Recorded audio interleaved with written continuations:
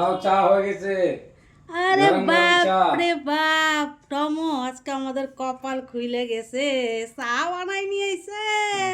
Daily daily তো তুমি বানাও, আজকে আমি বানায় খাওয়ালাম। ওরে বাপরে কি মানে ঋণ শোধ, রোজ আমি খাওয়াই, তুমি আজকে বানাচ্ছ। আরে একদিন তো বানাইতে লাগে না, এক দুদিন। ওরে ডেলি ডেলি তো বাবা, বানান। ওরে বাবা রে। আবার টমেটো রা- নিয়ে বসে আছে। রান্নাটাও করতে পারতা কিন্তু আজকে তাহলে। হ্যাঁ। রান্নাও করবো ও বাবা, সময় আসলে।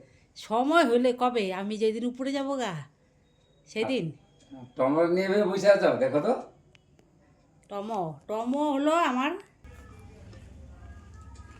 তো চাটা খেয়ে দেখি কেমন হয়েছে। এ মা, মিষ্টি ছাড়া চা। নিজেও মিষ্টি ছাড়া চা খায়, আমাকেও মিষ্টি ছাড়া দিছে। ভালো লাগে না মিষ্টি ছাড়া চা খাইতে একদম। তোমাদের চাটা খাওয়া হয়ে গেছে? আর এই মানে বেলা করে ভাত খেলে না, সন্ধ্যাবেলায় কিন্তু বেশি টিফিন খেতে ভালো লাগে না অত।